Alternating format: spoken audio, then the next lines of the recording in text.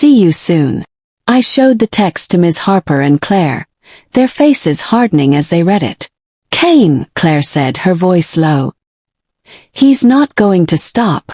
Ms. Harper stood up, her expression grim. Then neither will we. Let's get to work. But as we began to strategize, a loud crash echoed from outside, followed by the sound of shattering glass. We all froze, our eyes darting to the window.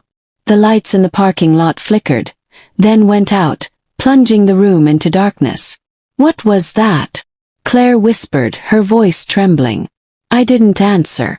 My heart was pounding, my mind racing. Kane had found us. And this time he wasn't playing games. The trap had been set. But now it seemed we were the ones caught in it. The room was pitch black, the only sound the rapid pounding of my heart. I fumbled for my phone, turning on the flashlight, and the beam cut through the darkness, illuminating Ms. Harper's tense face and Claire's wide, frightened eyes. Stay here, Ms. Harper whispered, her voice low but firm. She moved toward the door, her footsteps silent on the carpet. I wanted to stop her, to tell her it was too dangerous, but my throat was too tight to speak. Claire grabbed my arm, her grip tight. What do we do? She hissed. I shook my head, my mind racing. We need to call the police. Now. But before I could dial, another crash echoed from outside, closer this time. The sound of heavy footsteps followed, and then a voice, cold, mocking, and all too familiar. Carter! Kane's voice called, echoing through the empty parking lot. You can't hide forever. My stomach churned. He was here. And he wasn't alone. Ms. Harper peeked through the blinds, her face pale in the dim light. There are 3 of them, she whispered. Kane and 2 others. They're armed. Claire's breath hitched. What do we do? I clenched my fists, forcing myself to think. We were trapped, outnumbered and outgunned. But we couldn't just sit here and wait for Kane to break in. We had to do something. Is there a back door? I asked, my voice barely above a whisper. Ms. Harper nodded. Through the storage room. But it's locked from the outside. We'd need a key. Where's the key? Claire asked, her voice urgent. Ms. Harper hesitated, then pointed to her desk. Top drawer. But it's going to be noisy. They'll hear us. I glanced at the door, then back at Ms. Harper. We don't have a choice. We need to try. She nodded, moving quickly but quietly to the desk. As she opened the drawer, the sound of metal scraping against wood seemed impossibly loud. I held my breath, praying Kane hadn't heard. But then a loud bang on the door made us all jump. Carter! Kane shouted again, his voice closer now. Open up. Let's talk. Ms. Harper froze, her hand still in the drawer. Claire and I exchanged a terrified glance. We were running out of time. Got it, Ms. Harper whispered, pulling out a small key. She tossed it to me and I caught it, my hands trembling. Go. I'll distract them. No, I hissed. I'm not leaving you here. She gave me a hard look, her eyes fierce. You have to. Claire, go with him. I'll be right behind you. Claire hesitated, then nodded, grabbing my arm. Come on. I wanted to argue, to insist that we stay together, but another bang on the door made the decision for me. Ms. Harper was already moving toward the door. Her expression determined. Go, she whispered again, her voice sharp. Claire and I crept toward the storage room, the key clutched tightly in my hand. Behind us, Ms. Harper called out, her voice loud and steady. Who's there? This is private property. Kane's laugh echoed through the door. We just want to talk, Ms. Harper. Open up and no one gets hurt. I didn't wait to hear more. I unlocked the storage room door and pushed it open, the hinges creaking softly.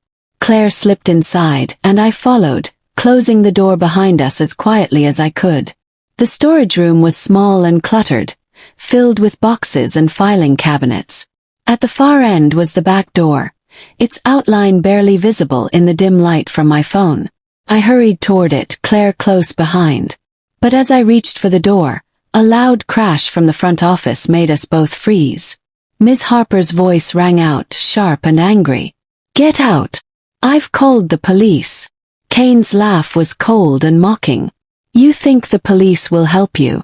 They're on our side, sweetheart. My stomach dropped. If Kane was telling the truth, we were in even bigger trouble than I thought. Carter, hurry. Claire whispered, her voice trembling. I fumbled with the key, my hands shaking so badly I could barely fit it into the lock. Finally it clicked and I turned the handle, pushing the door open. Cold night air rushed in and I took a deep breath, relief flooding through me. But as we stepped outside, a figure emerged from the shadows, blocking our path. It was one of Kane's lackeys, a burly man with a cruel smile and a gun in his hand. Going somewhere? He asked, his voice dripping with malice.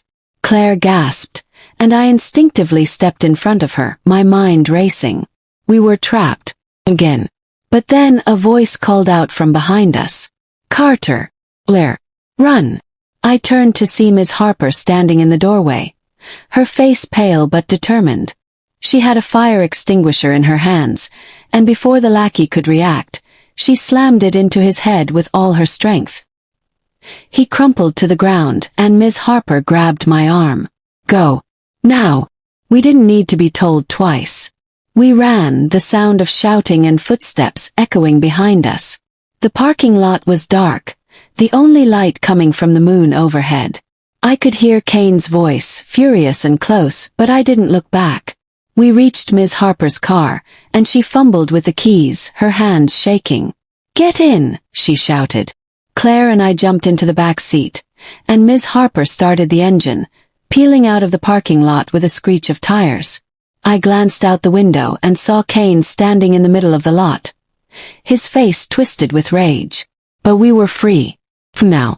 As we drove away, the adrenaline began to fade, leaving me exhausted and trembling. Claire leaned her head against the window, her breathing ragged. Ms. Harper's hands were tight on the wheel, her knuckles white. Where are we going? Asked my voice hoarse. Ms. Harper didn't answer right away. When she did, her voice was grim. Somewhere safe. Somewhere Kane can't find us. But as I looked out the window, the dark streets passing by in a blur, I couldn't shake the feeling that Kane was always going to be one step ahead. The trap had been set, but the game was far from over. And the next move was his. The car sped through the empty streets, the hum of the engine the only sound breaking the tense silence. Ms. Harper's knuckles were white on the steering wheel, her eyes darting to the rearview mirror every few seconds. Claire sat beside me in the back seat, her arms wrapped around herself, staring blankly out the window. I could feel the weight of what had just happened pressing down on all of us, but there was no time to process it. Not yet. Where are we going? I asked again, my voice barely above a whisper. Ms. Harper's eyes met mine in the mirror. A safe house. It's off the grid. No records, no ties to me or anyone else. Kane won't find us there. Claire shifted in her seat, her voice shaky. How do you know? If he's got connections everywhere, how can we be sure? Ms. Harper's jaw tightened. We can't. But it's the best chance we've got. We need to regroup, figure out our next move. Kane's not going to stop, and neither can we. I leaned back in my seat, my mind racing. The safe house sounded like a good plan, but I couldn't shake the feeling that we were running out of options. Kane had found us at the county office, at Ms. Harper's office. He was always one step ahead. How long could we keep running before he caught up? The car turned onto a narrow dirt road, the headlights cutting through the darkness. Trees loomed on either side, their branches reaching out like skeletal fingers. The road seemed to go on forever, but finally, a small cabin came into view. It was old and weathered, with a sagging porch and windows that looked like they hadn't been cleaned in years. But it was hidden, secluded, exactly what we needed. Ms. Harper parked the car and killed the engine, the sudden silence almost deafening. Stay here, she said, opening her door. I'll make sure it's clear. She disappeared into the cabin, leaving Claire and me alone in the car. The tension between us was palpable, but neither of us spoke. What was there to say? We were in this together now, whether we liked it or not. After a few minutes, Ms. Harper reappeared in the doorway, waving us inside. It's safe. Come on. The cabin was small and sparsely furnished, with a single room that served as both a living area and a kitchen. A dusty couch sat against one wall, and a table with 2 chairs took up the center of the room. There was a door leading to what I assumed was a bedroom, but Ms. Harper didn't offer any explanations. We'll stay here tonight, she said, locking the door behind us. Tomorrow, we'll figure out what to do next. Claire sank onto the couch, her face pale and drawn. What if Kane finds us? What if he's already on his way? Ms. Harper shook her head. He won't. This place is untraceable. But we can't stay here forever. We need a plan. I sat down at the table, my mind still spinning. What about the evidence Claire has? If we can get it to the right people, maybe we can expose the HOA before Kane can stop us. Claire nodded, pulling out her phone. I've already sent everything to my editor. The story should be breaking soon. But we need to make sure it gets traction. If the HOA has as much influence as we think, they could bury it before it even gets out. Ms. Harper crossed her arms, her expression thoughtful. Then we need to make sure it can't be buried. We need to go public, social media, news outlets, everything. The more people who see it, the harder it will be for the HOA to cover it up. I leaned forward, a spark of hope igniting in my chest. We could do a press conference. Get the story out there ourselves. If we can get enough attention, the HOA won't be able to silence us. Claire's eyes lit up. That could work. But we'd need to move fast. Once the story breaks, Kane will come after us with everything he's got. Ms. Harper nodded. Then we'll do it tomorrow. First thing in the morning. But for now we need to rest. We're no good to anyone if we're exhausted. She was right, but sleep felt impossible. My mind was still racing, replaying everything that had happened.